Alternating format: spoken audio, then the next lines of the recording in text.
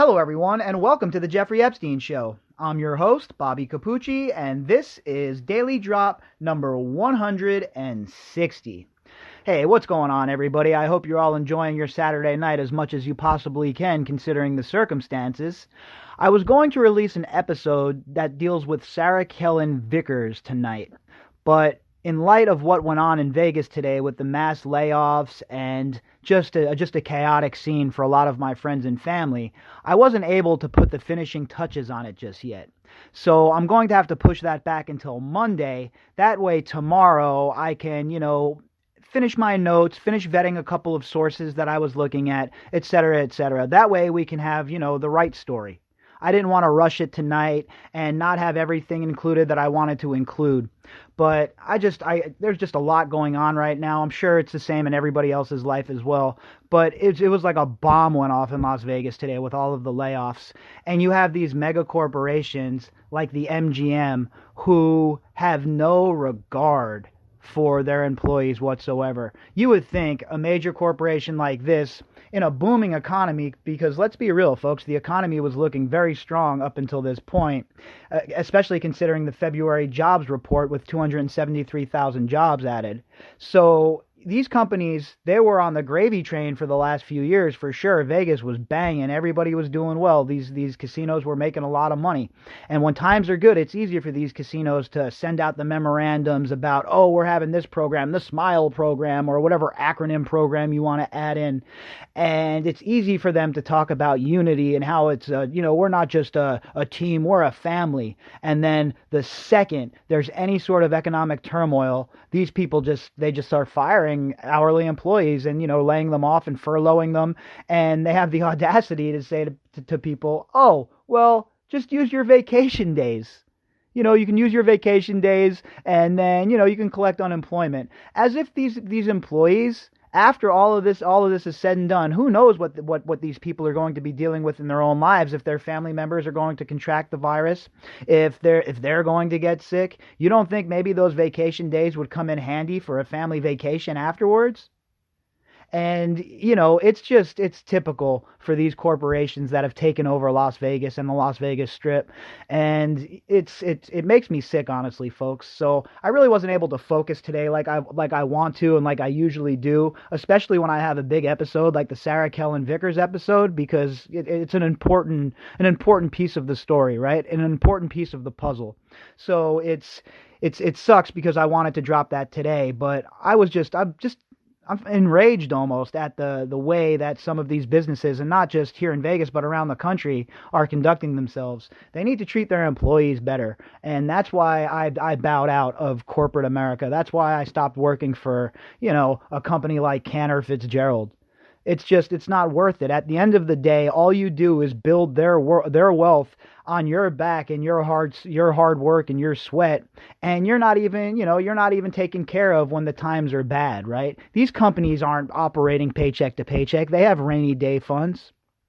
So, it would be nice if they would reach into their pocket and help out some of these people. And don't get me wrong, I'm not just talking about my personal situation. I'm talking about the fallout all around me.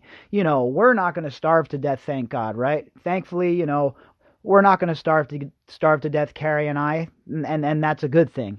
But there's a lot of other people that are around me and around us that aren't in, and don't get me wrong, I'm not saying that we can weather this storm forever or anything like that, but, I had some foresight before I seen all of this stuff coming down the pipe. I did, when I went food shopping, I bought extra food. I bought, some stuff like rice, and I bought some extra pasta, and I bought extra peanut butter, because I've been following what's going on in Italy and Europe in general, and I wanted to be prepared in the eventuality that it came to Main Street here in America. So thankfully I was ahead of the curve when it came to all of that. I didn't have to panic shop or, go out and fight with people over turnips or anything like that. None of that shit occurred for me, thank God. So that's a little bit of less stress, right? Because even though the stores aren't shut down, I want to limit my, exposure to big groups of people right now. And, I have a lot of older people in my life, a lot of people with,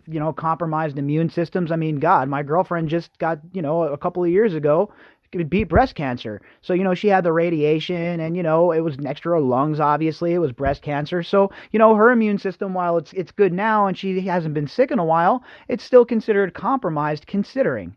So I don't, I'm not going to be one of these people that's just, oh, I'm going to run out into the groups of people and then come home. None of that nonsense for me. So I was glad that I had the foresight to, and to pick up some of these supplies. And at the end of the day, say there was no disruption like we're seeing now, well, I would have at least had, rice for taco night for 55 straight days.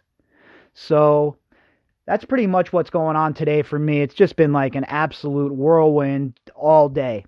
And, talking to my friends as, they're losing their jobs, getting text messages from them, a couple of phone calls, and then, talking to my friends over in Italy, how, one of them contracted the virus, and then another one of our, not these, and don't get me wrong, I'm not talking about like close friends. These are just, acquaintances that I have. But they're right in the middle of this, man. And if it's happening over there in Italy, shit, there was no way I was leaving myself stuck out hanging in the wind with no supplies on hand, right? I wasn't fighting over water. I've been saying that on the podcast for a while. But it all leads back to what I was talking about earlier when I first started the podcast here tonight. How now there's not only is there panic as in people panic buying in my city specifically, because this is all I can really talk about because it's all I've witnessed, obviously.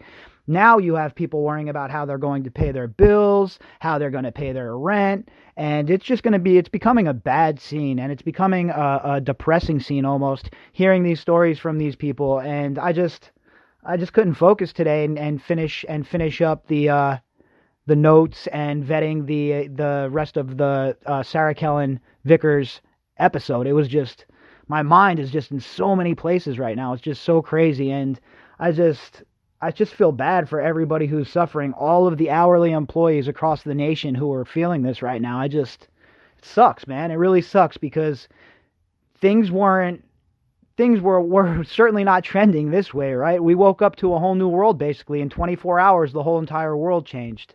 And it sucks, right? It definitely sucks. But like usual, we'll bounce back, right, folks? Got to stay positive. Like I was saying, I'm staying positive through this whole thing.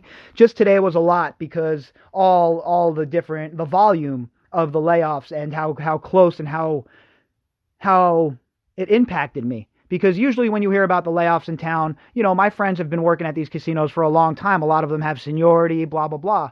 But there's people with a lot more seniority. And so when they go down to these skeleton crews, and it's very rare in Vegas, folks, for stuff like this to happen, but there's hotels with like 8% occupancy in Vegas right now. So I understand completely why hotels want to do some layoffs. That's not my gripe at all. My gripe is with the greed, because they have so much money on hand. Like I said, they're not living paycheck to paycheck. They can afford to, at the very least, tell their employees, look, we're going to hook you up for 2 weeks, give you 2 weeks of pay. That way you don't have to burn through your vacation. And then in 2 weeks, we'll reevaluate the situation. Because in 2 weeks, who knows? Maybe there's a stimulus package passed or something. But that doesn't help people that are trying to feed their families today. That doesn't help people that are trying to put food on the table right now, right? So promises are all fine and well, but at the end of the day, that doesn't fill up your belly. So, I don't know, man. It's just it's a very scary time for a lot of people, but like I've been saying on here, we got to stay positive because this is going to pass like everything else is going to pass. And there's a lot of people that are overreacting. There's no doubt. You see these people in the stores going crazy. Those people are overreacting. All right? People that are just talking about the facts of the case, and even if it's facts that you don't like, even if they're facts that make you uncomfortable, facts that you might not have heard in your echo chamber, well, I implore you to research all the facts about this situation. And I'm not talking about listening to politicians or pundits or your friend Karen on Facebook. I'm talking about searching out people that are actually battling this outbreak on the front lines. So that is my suggestion on how to get proper context on what we're looking at in America, because there's no quarantine at this point. There's no stopping this from spreading. Now we've moved on to mitigation. So we have to mitigate the spread of this disease as best as possible. So I don't know. I hope it's quick because we need to get things going back here in Vegas, because man, it is bad news bears, and for everybody. It's just I've never really seen it like this. Even after 9/11, I was working in a casino at that time, and even after 9/11, we still had shifts to go around, and we could, people were at least working a little bit. At the very least, you were making, 27, 28 hours, stuff like that. It might not have been everything that you had, but at least you were staying afloat. And I'm talking about specifically for me in the entertainment business at that time. So, this is a whole new experience for all of us. And when I say all of us, I'm talking about everybody. I mean, schools closing. I can't even imagine. I don't have kids, but if you have kids and you're living paycheck to paycheck and you're hardly making ends meet, and now school closes for 2 weeks, what are you supposed to do with your kids? Bring them to grandma and grandpa? That's not a good idea. They might be carrying the virus. So it's just a whole bag of effed up situation we have on our hands here, folks. And, I really would like to see more action from these big corporations. I guess that's the whole point of this 10-minute rant right here. I just wish these big corporations for once would put their greed behind them and step up to the plate and do the right thing.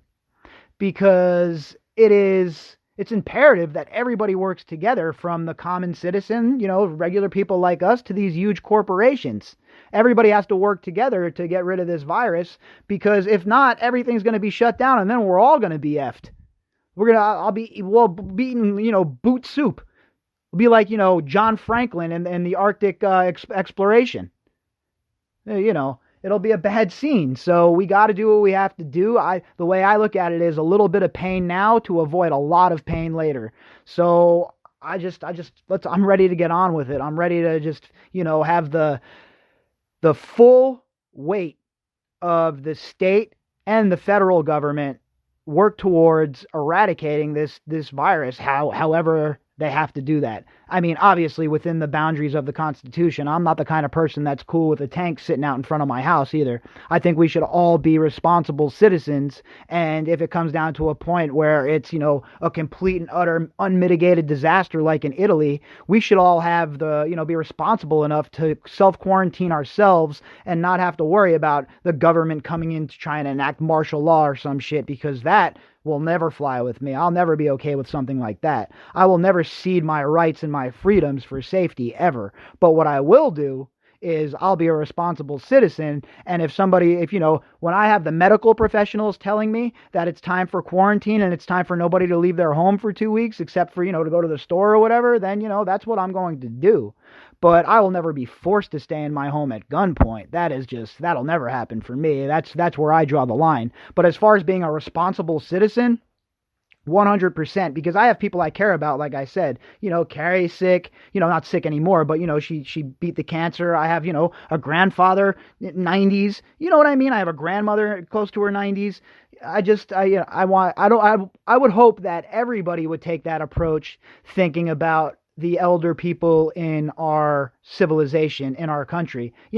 I know a lot of people like the okay boomer jokes and shit like that, but at the end of the day, these are our grandparents, and these are our parents in some cases, and we have to do everything we can to be responsible and make sure that they're hooked up and taken care of. So I don't know, man. I hope that everybody out there listening to the podcast, I hope these next few weeks are as smooth as possible for you, financially especially, because it's definitely rough here, and it's rough reading the stories, and from other people as well, people that aren't my friends, just reading online some of the stories and some of their experiences even this early into the crisis is just brutal. It's just brutal to read.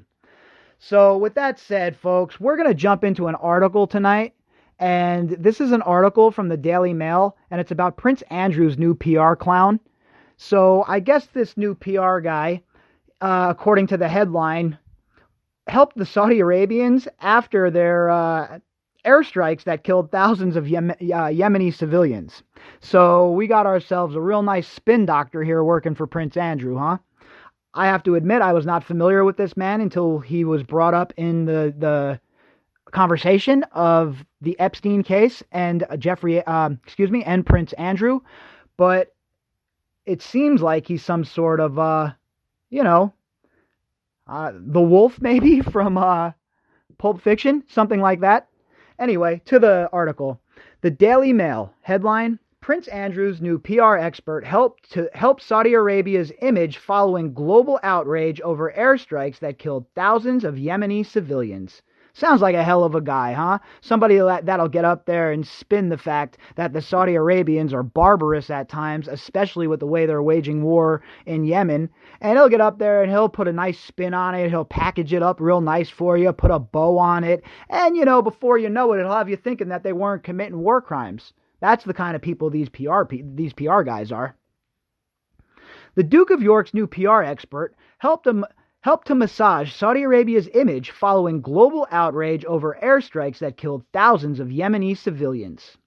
Mark Gallagher, a specialist in crisis management who was nicknamed the backroom fixer, has been drafted in to handle Prince Andrew's reputation following the scandal over his friendship with pedophile Jeffrey Epstein. All right, well, maybe not the wolf. Maybe it was Ray Donovan. Is this the English version of Ray Donovan, perhaps? What the hell is going on here? This guy came out and according to the article, massaged the reputation of Saudi Arabia. Boy, that would take some serious massaging, folks. The Saudi Arabian reputation, you're going to need 5 of these PR specialists. I mean, every time you turn around, Saudi Arabia is involved in some other sort of human atrocity. Mark Gallagher, we read that. His firm Pagefield Global was hired by the Saudi government in 2018, following the deaths of thousands of Houthi rebels in Yemen, and helped to develop a pamphlet promoting Saudi aid to Yemen that was distributed to British MPs. Mr. Gallagher's list of clients has also included the Azerbaijan government, which has faced fierce criticism for its human rights records. Well, we've established here with just 2 of his clients that he has zero qualms with taking scumbags on his clients. So the Prince of Lies, aka the Prince of Punk Asses, fits that perfectly. That's an MO that he fits perfectly. Being a scumbag, right in.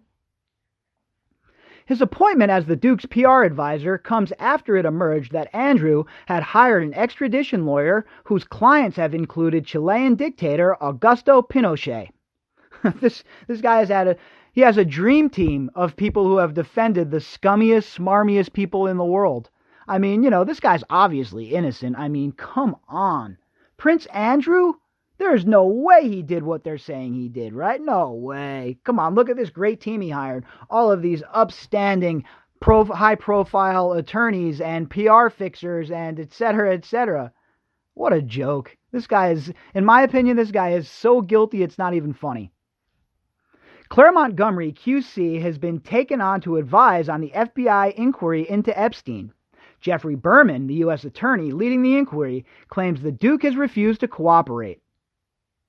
Mr. Gallagher helped to exonerate high-profile figures who were falsely accused of child abuse by fanaticist Carl Beach as part of the Metropolitan Police Operation Midland. So for my English listeners out there, I'm not too familiar with this. I'm sure this will ring a lot more at home with you folks, because I'm not too familiar what the Metropolitan Police's Operation Midland was. I'm guessing it was some sort of child abuse case here, according to the article. I'll have to read more about that at some point, but I think that this man was brought in and these people were exonerated. So again, I'll have to read more about that specific case, but it's obvious what this guy does. Remember when the war in Iraq started and you had that guy standing there in Baghdad and he was talking to the reporters and he was like, oh, there's no Americans here. We're killing the Americans by the thousands, blah, blah, blah, blah, blah. The guy Baghdad Bob, I'm guessing that's what this PR guy is, right? Or maybe Better Call Saul. Is it a Saul Goodman type? He has no doubt that the Duke will be exonerated. Oh yeah, huh? No doubt. Okay, well, I guess we'll see. I guess we'll see about that, sir. Mr. Gallagher declined to comment last night. Yeah, of course he did. He's telling his client to shut up. He's keeping his yap shut as well. These guys, these high-profile lawyers like this, the people like Alan Dershowitz and, this fixer Gallagher, they have no qualms about defending scumbags like this. They don't care. They're worried about that paycheck being cashed. And don't get me wrong, I think everybody is entitled to legal counsel, but guys like Alan Dershowitz make it a habit to take on people like this as their clients. And you notice they never take on people like this as their clients if they're not rich, right? If they're not going to get paid. Well, yeah, right. Alan Dershowitz. When's the last time he defended a murderer from the inner city? When's the last time he defended a gang member?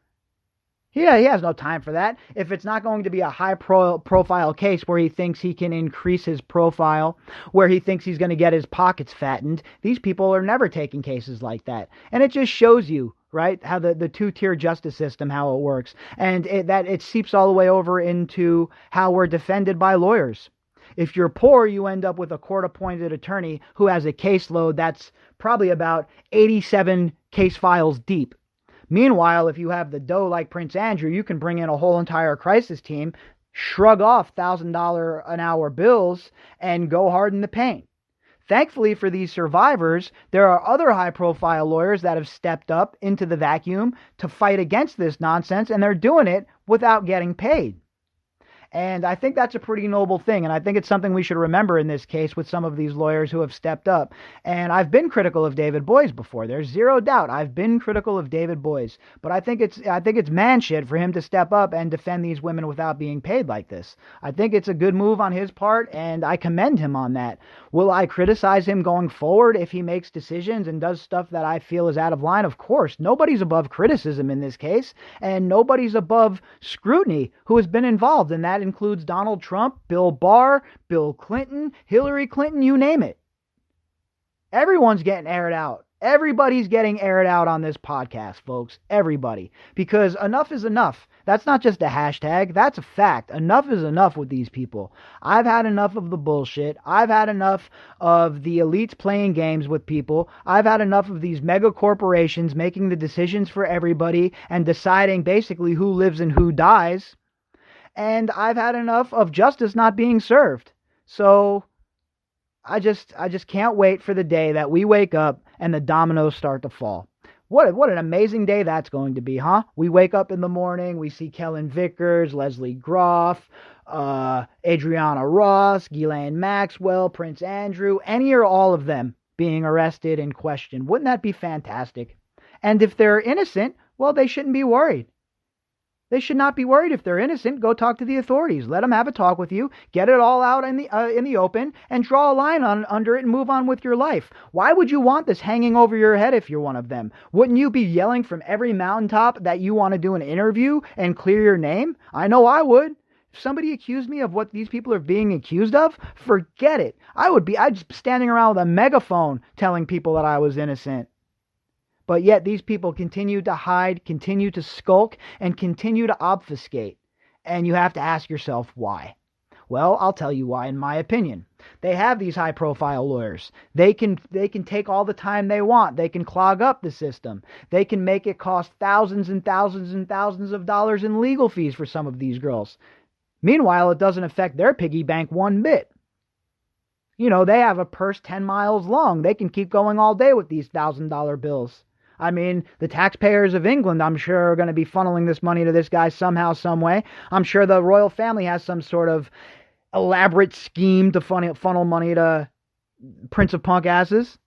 I don't have evidence of that, obviously, but, you know, come on, let's be real here. Let's be real how these elites work. They don't care about the rules. They snub their nose at the rules. The rules are for us, you peasants, not for them. They have their own set of rules, the royal rules. It's just... You know, you see this sort of thing, and it cracks me up. These guys talk about how, oh, yeah, we're here because we want to exonerate an innocent man. No, that's not why you're here. You're here to build up your profile, and you're here to get paid. If he didn't have Prince in front of his name, and he was just Andrew McScumming Pants, well, you think these lawyers would be flocking to defend him? You think these lawyers would be showing up and giving him all of this great legal advice? Hell no. Hell no, that would not be happening. This dude would be screwed. This guy would be in so much trouble if his name wasn't Prince Andrew. Just like the rest of these people. The reason that this man is being treated with kid gloves, and I'll just come out and straight say it, he's being treated with the white kid gloves, is because he's royal. That's it. Because he has the last name of Windsor. Imagine if that doesn't enrage you, folks, and just make you want to put your face through a computer screen or your fist through a computer screen in rage. I don't know what will. The two-tier justice system must be abolished. Justice must be blind, and it must be served to everyone equally. People like this can no longer be allowed to slide under the radar. People like this can no longer be allowed to snake their way out of this shit. It is time for people to stand up and say, no more, we will no longer accept it, and we demand answers. And I believe that's the way we're trending right now. Who would ever thought Harvey Weinstein would have been taken down? Who would have ever thought that Glenn Dubin would have stepped down? Who would have ever thought that Les Wexner would have stepped down? Who would have ever thought that Jess Staley would be on the way out? Bill Gates is gone now too, folks. We know he has ties with Epstein. Who would have thought? And it's all because of you. So take heart in that. It is all because of you people out there who have had enough of the bullshit. All of you people that have kept the pressure on. I tell you all the time, it is not me, it is we. You folks are the real reason. You're the engine that drives all of this. You're the reason that Andrew is even back in the conversation. And I have zero doubt that the pressure will continue to be put on by the masses who are following this case and who want justice. I'd like to give a shout out to Jocelyn and Dan over on Twitter, followers of the show, listeners of the show, who supporters. They listen to all the episodes, and I've been interacting with them the last few days. And Dan, solid guy, thank you for all your support, buddy. And Jocelyn, glad you're along for the ride, young lady. Very happy to have you.